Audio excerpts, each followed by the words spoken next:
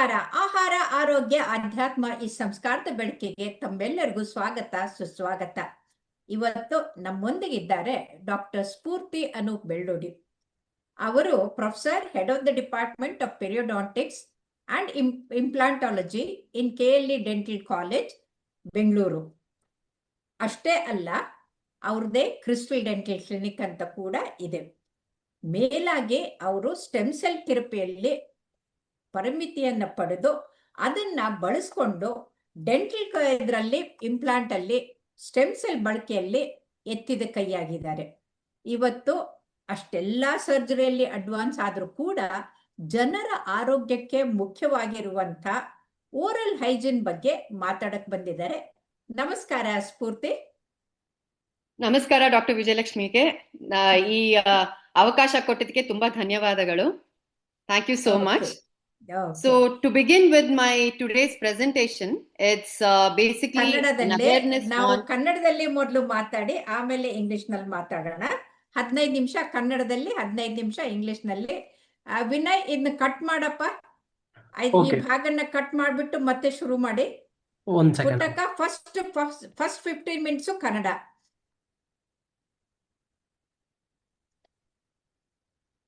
Doctor ಸ್ಫೂರ್ತಿ ಅವರೇ, ಇವತ್ತಿಗೆ ಗೊತ್ತಾಗಿದೆ ಬಾಯಿಯನ್ನ ಒಂದು ನಮ್ಮ ಇಡೀ ಶರೀರದ ಒಂದು ಏನು ಸೆಕ್ಯೂರಿಟಿ ಗಾರ್ಡ್ ಇದ್ದ ಹಾಗೆ. ಬಾಯಿಯಲ್ಲಿ ಏನಾಗುತ್ತೋ ಅದು ಶರೀರಕ್ಕಾಗತ್ತೆ ಅಂತ. ಸೊ ನಮ್ಮ ಶರೀರಕ್ಕಾಗುವಂತಹ ಎಲ್ಲ ಕಾಯಿಲೆಗಳ ಒರಿಜಿನ್ನು ಮೂಲ ಬಾಯಿಯಲ್ಲಿ ಅಂತ ಗೊತ್ತಾಗಿದೆ. ಹಾಗಾಗಿ ಈ ಬಾಯಿಯ ಆರೋಗ್ಯ ಅಂದ್ರೆ ಏನು ಅಂತ ದಯವಿಟ್ಟು ತಿಳಿಸ್ಕೊಡಿ. ಖಂಡಿತ ಧನ್ಯವಾದಗಳು ಡಾಕ್ಟರ್ ವಿಜಯಲಕ್ಷ್ಮಿ ಅವರೇ, ನನ್ಗೆ ಈ ಅವಕಾಶ ಕೊಟ್ಟಿದ್ದಕ್ಕೆ. ನಾನು ತುಂಬಾ ಸೌಭಾಗ್ಯ ಪಡೆದಿದ್ದೇನೆ ಅಂತ ಅನ್ಕೊಂತಿದ್ದೇನೆ ಇವತ್ತು. ಸೊ ಶುರು ಮಾಡೋದಕ್ಕೆ ನೀವ್ ಹೇಳ್ದಾಗೆ ಮೊದಲದಾಗಿ ಬಾಯಿ ಆರೋಗ್ಯ ಎಂದರೇನು ಅಂತ ಗೊತ್ತು ಮಾಡ್ಕೋಬೇಕು. ನೋವು, ಸೋಂಕಿಲ್ಲದ ಆರೋಗ್ಯಕರ ಹಲ್ಲುಗಳು, ಹಾಗೂ ಏನು ಹಲ್ಲುಗಳಿಗೆ ಕಾಯಿಲೆ ಇಲ್ಲದೆ ಮತ್ತು ಬಾಯಿಯ ಎಲ್ಲಾ ಭಾಗಗಳ ಆರೋಗ್ಯವನ್ನು ಕಾಪಾಡುವುದೇ ಬಾಯಿ ಆರೋಗ್ಯ. ಅದೆಲ್ಲಾ ರೀತಿಯಿಂದ ಚೆನ್ನಾಗಿದ್ದಾಗ್ಲೇನೆ ಬಾಯಿ ಆರೋಗ್ಯವಾಗಿದೆ ಅಂತ ಹೇಳಬಹುದು. ಈ ತರ ಅದಕ್ಕೆ ನಮ್ಮ ಹಳೆ ಕಾಲದಲ್ಲಿ ಹೇಳ್ತಾರೋ ಕೈ ಬಾಯಿ ಶುದ್ಧವಾಗಿರ್ಬೇಕು ಅಂತ. ಕೈ ಶುದ್ಧ, ಬಾಯಿ ಶುದ್ಧ ಅಂತಂದ್ರೆ ಎರಡು ಅರ್ಥ. ಒಂದು, ನಾವು ಬಾಯಿಂದ ಕೆಟ್ಟದ್ ಮಾತಾಡಬಾರ್ದು, ಬಾಯಲ್ಲಿ ಕೆಟ್ಟ ವಾಸನೆ ಬರಬಾರ್ದು. ಎರಡು, ಕೈ ಕ್ಲೀನ್ ಆಗಿರ್ಬೇಕು, ಕೈಯಿಂದ ಕೆಟ್ಟ ಕೆಲಸ ಮಾಡಬಾರ್ದು ಅಂತ. ಮುಂದೆ ವರ್ಷ ನಿಮ್ಮ ಹಲ್ಲನ್ನ ತೋರಿಸಿ. ಖಂಡಿತ ಖಂಡಿತ. ಬಾಯಿ, ಕೈ, ಕರಳು ಎಲ್ಲಾ ಇವಾಗ ಕೆಟ್ಟದಾಗಿದ್ದರೆ ಈ ತರ ಬಾಯಿ ಅನಾರೋಗ್ಯವನ್ನು ಕಾಣಬಹುದು. ನಿಮಗೆ ಕಾಣ್ತಾ ಇರೋ ಹಾಗೆ ಈ ಪಿಕ್ಚರ್ ಅಲ್ಲಿ ವಸಡು ರೋಗ ಎಷ್ಟು ಅತ್ಯಂತವಾಗಿ ಹರಡಿದೆ. ನಿಮ್ದು ಎಲ್ಲಾ ರೀತಿಯಲ್ಲಿ ಹಲ್ಲುಗುನು ತೊಂದರೆ ಆಗಿದೆ. ಏನ್ ಹೇಳ್ತೀವಿ, ಪ್ಲಾಕ್ ಅಥವಾ ಕ್ಯಾಲ್ಕ್ಯುಲಸ್ ಅಂತ ಡಿಪಾಸಿಟ್ಸ್ ಇರತ್ತಲ್ಲ, ಅದನ್ನ ನೀವು ಸ್ವಚ್ಛವಾಗಿ ಇಟ್ಕೊಳ್ಳಿಲ್ಲ ಅಂದ್ರೆ ಎಲ್ಲಾ ಕಡೆ ಹರಡಿ ವಸಡಿಗಷ್ಟೇ ಅಲ್ಲ, ಒಳಗಿರೋ ಎಲುಬುಗಳಿಗೂ ಕೂಡ ಅದು ಎಫೆಕ್ಟ್ ಆಗತ್ತೆ. ಸೊ ಇದನ್ನ ನಾವು ಕಾಪಾಡ್ಕೊಳ್ಳೋದು ಬಹಳ ಮುಖ್ಯ. ಯಾಕಂದ್ರೆ ವಸಡು ರೋಗ ಒಂದು ಕಾರಣದಿಂದ ಆಗೋ ಅಂತ ತೊಂದರೆ ಅಲ್ಲ, ನಾನಾ ರೀತಿಯ ಕಾರಣಗಳು ಇರತ್ವೆ. ಎನ್ವೈರನ್ಮೆಂಟಲ್ ಫ್ಯಾಕ್ಟರ್ಸೇ ಇರ್ಬೋದು, ನಿಮ್ಮ ದೇಹ ಕುಗ್ಗಿರೋ ಸಲುವಾಗೂನು ನಿಮ್ಮ ದೇಹ ಕರೆಕ್ಟ್ ಆಗಿ ಅದನ್ನ ತಡೆಗಟ್ಟದೇ ಇರಬಹುದು, ಅಥವಾ ನಾನಾ ರೀತಿಯ ಕ್ರಿಮಿಕೀಟಗಳು ನಿಮ್ಮ ಬಾಯಲ್ಲಿರೋ ಕ್ರಿಮಿಕೀಟಗಳಿಂದನೂ ಆಗಬಹುದು. ಅದಲ್ಲದೆ ನಾವೇನು ನಮ್ ಕೈಯಲ್ಲಿ ಇಲ್ದೇ ಇರೋ ಅಂತದಂದ್ರೆ ಜೆನೆಟಿಕ್ ಫ್ಯಾಕ್ಟರ್ಸ್, ಅಂಡ್ ನಮ್ ಕೈಯಲ್ಲಿ ಇರೋದು ಅಂದ್ರೆ ಸಿಸ್ಟಮಿಕ್ ಫ್ಯಾಕ್ಟರ್ಸ್, ಅಂದ್ರೆ ನಮ್ಮ ದೇಹದ ಆರೋಗ್ಯ. ನಮ್ಮ ದೇಹದ ಆರೋಗ್ಯ, ನಮ್ಮ ವಸಡು ಆರೋಗ್ಯ ಎರಡನ್ನು, ಅಥವಾ ನಮ್ಮ ಬಾಯಿ ಆರೋಗ್ಯ ಕಾಪಾಡಿಕೊಂಡ್ರೆ ಅದಕ್ಕೆ ಒಂದಕ್ಕೊಂದು ರಿಲೇಷನ್ ಇರತ್ತೆ. ಸೊ ಅದು ನಮ್ಮ ಕೈಯಲ್ಲಿರೋದನ್ನ ನಾವು ಬಲ್ಲದಂತದ್ನ ನಾವು ಮಾಡಲೇಬೇಕು.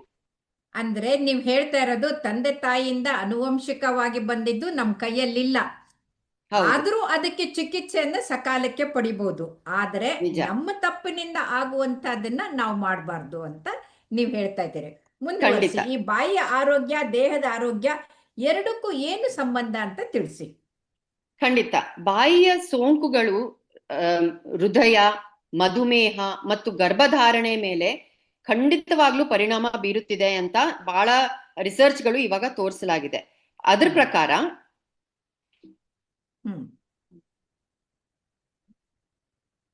ಪ್ರಕಾರ ಬಾಯಿಗೂ ಮತ್ತೆ ಸಿಸ್ಟಮಿಕ್ ಡಿಸೀಸಸ್ಗೂ ಲಿಂಕ್ ಇದೆ ಅನ್ನೋದು ಗೊತ್ತಾಗಿದೆ.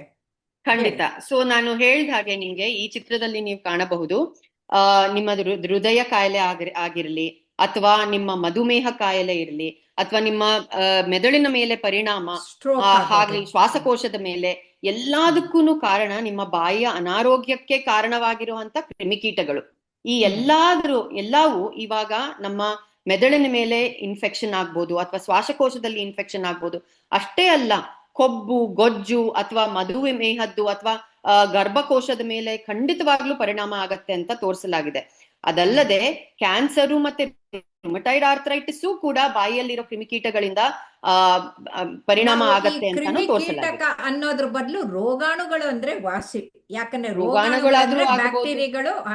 ಓಕೆ ಓಕೆ, ಸರಿ. ನಾವು ಇಲ್ಲಿ ಮೇಜರ್ ಆಗಿ ಕ್ರಿಮಿಕೀಟ ಅಂದ್ರೆ ನೀವು ಬ್ಯಾಕ್ಟೀರಿಯಾ ಅಂತಾನೆ ಜಾಸ್ತಿ ನಾವು ಫೋಕಸ್ ಮಾಡ್ತಾ ಇರೋದು. ಹೌದು, ಹೌದು. ಹಾಗಾಗಿ ನಾವು ಕ್ರಿಮಿಕೀಟಗಳು ಅನ್ಬೋದು. ರೋಗಾಣುಗಳು ಇವೆ, ಎಲ್ಲಾ ತರದ್ದು ಫಂಗೈ, ವೈರಲ್ಲು ಎಲ್ಲ ಇರತ್ವೆ. ಬಟ್ ನಾನು ಕ್ರಿಮಿಕೀಟಗಳು ಯಾಕಂತ ಇರೋದು ಅಂತಂದ್ರೆ, ಈ ತರ ನಮ್ದು ಎಲ್ಲಾ ಕ್ರಿಮಿಕೀಟಗಳು ಇದೆ. ನಮ್ದು ಪಾರ್ಫರಮೆನಸ್ ಜಿಂಜಾವೈಲಸ್ ಅಂತ ಒಂದು ಮೇನ್ ಕ್ರಿಮಿಕೀಟ ನಮ್ಮ ಬಾಯಲ್ಲಿರೋದು. ಇದಕ್ಕೆ ಎಲ್ಲಾ ದೇಹದಲ್ಲಿರೋ ತೊಂದರೆಗಳಿಗೆ ಮೂಲವಾಗಿರೋದಂತ ತೋರ್ಸ್ಕೊಟ್ಟಿದಲಾಗಿದೆ. ಇನ್ನ ಹಲ್ಲು, ಮಾಂಸ, ಇದು ಹೃದಯದ ಕಾಯಿಲೆಗೆ ಎಲ್ಲಿಂದ ಎಲ್ಲಿ ಸಂಬಂಧ ತಿಳಿಸಿ. ಹಲ್ಲು ಮಾಂಸದ ಕಾಯಿಲೆ ಆಗಿರಲಿ, ಅಥವಾ ವಸಡು ರೋಗ ಕಾಯಿಲೆ ಆಗಿರಲಿ, ಹೃದಯವನ್ನು ಹಾನಿಗೊಳಿಸಬಹುದು. ಹೌದು, ನಿಜ ಅದು. ಯಾಕಂದ್ರೆ ಒಂದ್ ದೊಡ್ಡ ಸ್ಟಡಿಯಲ್ಲಿ 9,760 ಗಂಡಸರು ಮತ್ತು ಹೆಂಗಸರಲ್ಲಿ ಪಟ್ಟಂತೆ ವಸಡು ರೋಗ ಇರೋರಲ್ಲಿ ಆಲ್ಮೋಸ್ಟ್ ಬಹಳಷ್ಟು ಹೈ ನಂಬರ್ ಆಫ್ ಟೈಮ್ಸ್ ನಿಮ್ಗೆ ವಸಡು ರೋಗ ಮತ್ತೆ ಹೃದಯ ರೋಗ ಲಿಂಕ್ ಆಗಿದೆ ಅಂತ ತೋರಿಸ್ಕೊಟ್ಟಲಾಗಿದೆ. ನಿಮ್ಗೆ ಗೊತ್ತಿರೋ ಹಾಗೆ 2 ರೀತಿ ಇರುತ್ತೆ. ಒಂದು ಅಕ್ಯೂಟ್, ಇನ್ನೊಂದು ಕ್ರಾನಿಕ್. ಅಂದ್ರೆ ತುಂಬಾ ದಿನದಿಂದ ಆಗ್ತಾ ಇರೋ ತೊಂದರೆಗಳಿಂದ ಹೃದಯ ಕಾಯಿಲೆನೂ ಆಗಬಹುದು, ಸಡನ್ ಆಗಿ ಕೂಡ ಅಪಘಾತವನ್ನು ಆಗಬಹುದು. ಆಂಜೈಲಾ ಅಥವಾ ಮಯೋಕಾರ್ಡಿಯಲ್ ಇನ್ಫಾರ್ಕ್ಷನ್, ಎರಡಕ್ಕೂ ಕಾರಣ ನಾನು ಹೇಳ್ದಾಗೆ ಈ ಪಾರ್ಫರಮೆನಸ್ ಜಿಂಜಾವೈಲಸ್ ಅಥವಾ ಪ್ಲೇಟ್ಲೆಟ್ ಅಗ್ರಿಗೇಟಿಂಗ್ ಅಸೋಸಿಯೇಟೆಡ್ ಪ್ರೋಟೀನ್ ಅಂತ ಈ ಕ್ರಿಮಿಕೀಟಗಳ ಮೇಲಿರುತ್ತೆ. ಅವೇನ್ ಮಾಡತ್ತೆ, ನಿಮ್ಮ ಧಮನಿಗಳಲ್ಲಿ ಹರಿತಿರುವ ಬ್ಲಡ್ ಅನ್ನ ಥಿಕ್ಕಾಗಿ ಮಾಡತ್ತೆ, ಗಟ್ಟಿಯಾಗಿ ಮಾಡತ್ತೆ. ಸೊ ಹಾಗಾಗಿ ನಮ್ಮ ಬಾಯಲ್ಲಿರೋ ಪ್ಲಾಕ್ ಅಷ್ಟೇ ಅಲ್ಲ, ಧಮನಿಗಳಲ್ಲೂ ಈ ಪ್ಲಾಕ್ ಅನ್ನು ಬಿಲ್ಡಪ್ ಮಾಡತ್ತೆ. ಒಂದು ಕಾಮನ್ ಶೇರಿಂಗ್ ಮೆಕ್ಯಾನಿಸಮ್ ಅಂತಂದ್ರೆ ಇನ್ಫ್ಲಮೇಷನ್. ಅಂದ್ರೆ ನಿಮ್ಮ ಕನ್ನಡದಲ್ಲಿ ಇನ್ಫ್ಲಮೇಷನ್ ಅಂದ್ರೆ ಏನಂತ, ಉರಿಯೂತ ನಿಮ್ಮ ದೇಹದಲ್ಲೂ ಆಗಬಹುದು, ನಿಮ್ಮ ಬಾಯಲ್ಲೂ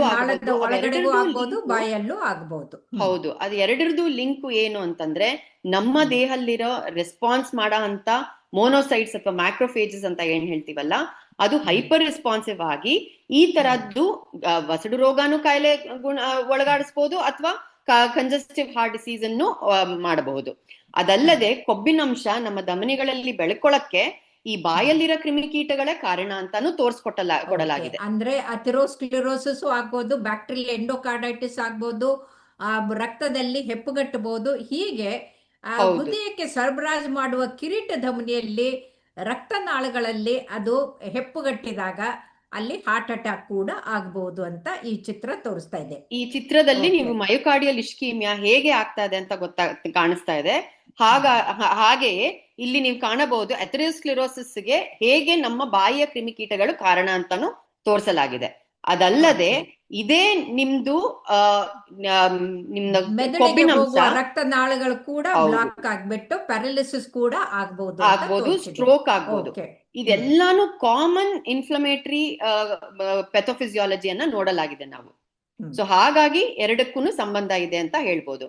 ಅಷ್ಟೇ ಅಲ್ಲ, ನಿಮ್ಮ ಅನಿಮಲ್ ಮಾಡೆಲ್ಗಳಲ್ಲಿ ಈ ಬಾಯಲ್ಲಿರೋ ಇನ್ಫೆಕ್ಷನ್ ಇರೋದ್ನ ರಕ್ತವನ್ನು ಇಂಜೆಕ್ಟ್ ಮಾಡಿದಾಗ BP ಅಲ್ಲಿ, ಹಾರ್ಟ್ ರೇಟ್ ಅಲ್ಲಿ, ಕಾರ್ಡಿಯಾಕ್ ಕಾಂಟ್ರಾಕ್ಟಿಲಿಟಿಲಿ, ECG ರೀಡಿಂಗ್ಸ್ ಎಲ್ಲಾ ಚೇಂಜಸ್ ಕಂಡು ಬರಲಾಗಿದೆ. ಮುಂದೆ ಬಾಯಿ ಆರೋಗ್ಯ, ಅದ್ರ ಜೊತೆಗೆ ಡಯಾಬಿಟಿಸ್, ಎರಡಕ್ಕೂ ನಂಟು ಬಹಳ ಇದೆ. ಒಂದರಿಂದ ಒಂದು, ಅಂದ್ರೆ ಡಯಾಬಿಟಿಸ್ ಇದ್ದವ್ರಿಗೆ ಬಾಯಿ ರೋಗ ಬರುತ್ತೆ, ಬಾಯಿ ರೋಗ ಇದ್ದವ್ರಿಗೆ ಡಯಾಬಿಟಿಸ್ ಹೆಚ್ಚಾಗತ್ತೆ ಅಂತ ಗೊತ್ತಾಗಿದೆ. ತುಂಬಾ ನಿಜವಾದ ಸಂಗತಿಯನ್ನು ಹೇಳಿದ್ದೀರಾ. ಬಾಯಿ ಆರೋಗ್ಯ ಮಧುಮೇಹಕ್ಕೆ ಮೇಲೆ ಪರಿಣಾಮ ಬೀಳತ್ತೆ. ಅವರೇ, ಈಗ ತಾನೇ ನಾವು ವರ್ಲ್ಡ್ ಒಬೆಸಿಟಿ ಡೇ ಮಾಡಿದ್ವಿ. ಈ ಒಬೆಸಿಟಿ ಅಂದ್ರೆ ಸ್ಥೂಲಕಾಯಕ್ಕೂ ಮತ್ತೆ ಓರಲ್ ಹೈಜಿನ್ಗೂ ಏನಾದ್ರೂ ಸಂಬಂಧ ಇದೆನಾ? ಅದು ಹೆಣ್ಮಕ್ಳಲ್ಲಿ ಯಾವ ತರ ತೊಂದರೆ ಆಗತ್ತೆ ದಯವಿಟ್ಟು ತಿಳಿಸಿ. ಖಂಡಿತ ಡಾಕ್ಟರ್ ವಿಜಯಲಕ್ಷ್ಮಿ ಅವರೇ, ಬೊಜ್ಜು ಮೈಯಲ್ಲಿ ಜನರಲ್ಲಿ ವಸಡು ರೋಗ ಬಹಳ ಕಂಡಿದೆ ಅಂತ ನೋಡಿದ್ದಾರೆ. ಮತ್ತೆ ಹಾಗೆ 30% ಬೊಜ್ಜು ಮೈಯವರು ವಸಡು ರೋಗವನ್ನು ಆಗಬಹುದು ಅಂತಾನು ಕಂಡು ಬರಲಾಗಿದೆ.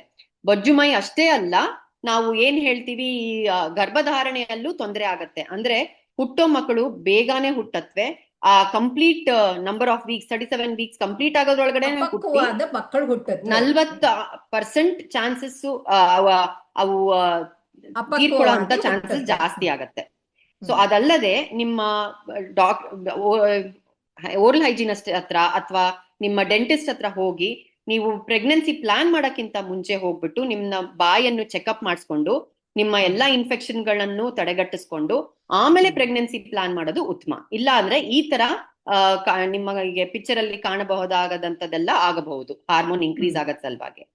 ಅದಲ್ಲದೆ ಶ್ವಾಸಕೋಶದಲ್ಲೂ ತೊಂದರೆಗಳನ್ನು ಕಾಣಬಹುದು. ನೀವು ನಿಮ್ಮ ಬಾಯಲ್ಲಿರೋ ಆರೋಗ್ಯವನ್ನು ಕಾಪಾಡಿಕೊಂಡ್ರೆ ಶ್ವಾಸಕೋಶದಲ್ಲೂ ತೊಂದರೆಯನ್ನು ಕಾಣದೇ ಇರಬಹುದು. ಅದಲ್ಲದೆ ನಿಮಗೆ ಕ್ಯಾನ್ಸರ್ ತಡೆಗಟ್ಟ ಚಾನ್ಸಸ್ ಬಹಳ ಸಾಧ್ಯತೆಗಳಿವೆ. ಹೌದು, ಕಂಡಿರೋ ಹಾಗೆ ವಸಡು ರೋಗ ಮತ್ತೆ ನಾನಾ ರೀತಿಯ ಕ್ಯಾನ್ಸರ್ಗಳಲ್ಲಿ ಒಂದು ಏನ್ ಹೇಳ್ತಾರೆ, ಲಿಂಕ್ ಇದೆ ಅಂತ ಹೇಳಲಾಗಿದೆ, ಸಂಬಂಧ ಇದೆ ಅಂತ. ಹೌದು, ಸಂಬಂಧ ಇದೆ. ಅದಷ್ಟೇ ಅಲ್ಲ, ಮೊದಲಾಗಿ ನಾವು ಶುರು ಮಾಡಿದ ಹಾಗೆ ನಮ್ಮ ಬಾಯಿ ಹಾಗೂ ಕರಳಲ್ಲಿ ಯಾವ ತರ ಕ್ರಿಮಿಕೀಟಗಳಿದೆ, ಅದು ಒಳ್ಳೆ ಇರೋದ್ರಿಂದ ಕೆಟ್ಟದಾದಾಗ ಈ ತರದ್ದು ತೊಂದರೆಗಳೆಲ್ಲ ಕಾಣಬಹುದು. ಒಬೆಸಿಟಿ ಇರ್ಲಿ, ಡಯಾಬಿಟಿಸ್ ಇರ್ಲಿ, ಇರಿಟೇಷನ್ ಬೌಲ್ ಸಿಂಡ್ರೋಮ್ ಇರ್ಲಿ, ಅಥವಾ ನಾನ್ ಆಲ್ಕೋಹಾಲಿಕ್ ಅಂದ್ರೆ ಕುಡಿತ ಇಲ್ಲದೆ ಇರೋಂತ ಫ್ಯಾಟಿ ಲಿವರ್ ಡಿಸೀಸ್ ಇರ್ಲಿ, ಮೆದುಳಿನ ಮೇಲೆ ಪರಿಣಾಮ, ಅಥವಾ ರುಮಟಾಯ್ಡ್ ಆರ್ಥರೈಟಿಸ್ ಎಲ್ಲಾನು ನಿಮ್ಗೆ ಪರಿಣಾಮ ಆಗತ್ತೆ ಅಂತ ತೋರಿಸ್ಕೊಡಲಾಗಿದೆ. ರುಮಟಾಯ್ಡ್ ಆರ್ಥರೈಟಿಸ್ ಅಲ್ಲೂ 2 ಹಿಟ್ ಮಾಡೆಲ್ ಅಂತ ಅಂದ್ಬಿಟ್ಟು ಎರಡಕ್ಕೂ ಸಂಬಂಧ ಇದೆ ಅಂತಾನು ತೋರಿಸಲಾಗಿದೆ. ಅದಲ್ಲದೆ ಪಾರ್ಫರಮನಸ್ ಜಿಂಜಾವೆಲಿಸ್ ಅಂತ ಒಂದು ಕ್ರಿಮಿಕೀಟ, ವಸಡು ರೋಗ ಕಾಯಿಲೆಯನ್ನು ಕಾರಣವಾಗಿರುವಂತ ಕ್ರಿಮಿಕೀಟ ಆಲ್ಝೈಮರ್ ಅಲ್ಲೂ ಕಾರಣವಾಗಿದೆ ಅಂತಾನು ತೋರಿಸ್ಕೊಡಲಾಗಿದೆ. ಹಾಗಾದ್ರೆ ಈ ಬಾಯಿ ಆರೋಗ್ಯಕ್ಕೂ ಮತ್ತೆ ಸ್ವಚ್ಛತೆ ಇರೋದಕ್ಕೂ ಏನ್ ಸಂಬಂಧ? ಖಂಡಿತ. ಸೊ ಅದಕ್ಕೆ ನಾವೇನ್ ಹೇಳ್ತೀವಿ, ಬಾಯಿ ಆರೋಗ್ಯಕ್ಕೆ ಸುವರ್ಣ ನಿಯಮಗಳಿವೆ, ಅದನ್ನು ನೀವು ಪಾಲಿಸಲೇಬೇಕು. ದಿನಕ್ಕೆ 2 ಬಾರಿ ಹಲ್ಲು ತೊಳೆಯಲಿ, ಫ್ಲೋರೈಡ್ ಟೂತ್ ಪೇಸ್ಟ್ ಅನ್ನು ಬಳಸಿ, ಹಲ್ಲುಗಳ ಮಧ್ಯೆ ಸ್ವಚ್ಛತೆಯನ್ನು ನೋಡಿ ಫ್ಲಾಸ್ ಮಾಡಿ, ಹಾಗೆ ಆರೋಗ್ಯಕರ ಆಹಾರವನ್ನು ಸೇವಿಸಿ, ಆಮೇಲೆ ನಿಯಮಿತವಾಗಿ ದಂತ ವೈದ್ಯರನ್ನು ಭೇಟಿ ಆಗಲೇಬೇಕು. 6 ತಿಂಗಳಿಗೆ ಒಂದ್ಸತಿ ಭೇಟಿ ಆಗಲೇಬೇಕು. ಇದನ್ನ ಗೋಲ್ಡನ್ ರೂಲ್ಸ್ ಅಂತ ಹೇಳ್ತೀವಿ. ಸೊ ನಿಮ್ಮ ಮನೆಯಲ್ಲಿ ಕೂಡ ಇದೆಲ್ಲಾ ರೀತಿಯಿಂದ ನೀವು ಬಾಯಿ ಆರೋಗ್ಯವನ್ನು ಕಾಪಾಡಿಕೊಳ್ಳಬಹುದು. ಅದಲ್ಲದೆ ನಾವು ಕೂಡ ನಿಮಗೆ ಶಸ್ತ್ರಚಿಕಿತ್ಸೆ ಇಲ್ಲದೆ ಅಥವಾ ಶಸ್ತ್ರಚಿಕಿತ್ಸೆ ಜೊತೆಗೆ ನಿಮಗೆ ಎಲ್ಲಾ ರೀತಿಯ ನಿಮಗೆ ಟ್ರೀಟ್ಮೆಂಟ್ ಗಳನ್ನು ಮಾಡಬಹುದು. ಧನ್ಯವಾದಗಳು ಸ್ಫೂರ್ತಿಯವರೇ, ಇಷ್ಟು ಚೆನ್ನಾಗಿ ಹೇಳ್ಕೊಟ್ರಿ. ಈಗ ನಾನು 2 ಧನ್ಯವಾದಗಳು ಹೇಳಬೇಕು, ಯಾಕಂದ್ರೆ ನನ್ನ ಮಗಳಾಗಿ ಇಷ್ಟು ಚೆನ್ನಾಗಿ ಮಾತಾಡಿದಿರಿ. ಎರಡನೇದು, ನನ್ನ ಡೆಂಟಿಸ್ಟ್ ಆಗಿ ನನ್ನ ಹಲ್ಲು ನನ್ನ ಆರೋಗ್ಯವನ್ನ ಕಾಪಾಡ್ಕೊಂಡಿದ್ದಕ್ಕೆ ನಿಮಗೆ ಧನ್ಯವಾದಗಳನ್ನ ಹೇಳ್ತೀನಿ. ನನ್ನ ಹಾಗೆ ಬೇರೆಯವರು ಕೂಡ ನಿಮ್ಮಿಂದ ಈ ಗೋಲ್ಡನ್ ರೂಲ್ಗಳನ್ನ ಕಲ್ತ್ಕೊಂಡ್ಬಿಟ್ಟು ತಮ್ಮ ಆರೋಗ್ಯವನ್ನ ಚೆನ್ನಾಗಿ ಇಟ್ಕೊಳ್ಳಿ ಅಂತ ಹೇಳೋಣ. ಧನ್ಯವಾದಗಳು, ನಮಸ್ಕಾರ. ಧನ್ಯವಾದಗಳು. ಇದು ನಮ್ಮ ಬೈ ಡೈರೆಕ್ಷನಲ್ ರಿಲೇಶನ್ಶಿಪ್ ಅಂತ ಹೇಳ್ಬೋದು. Very nice.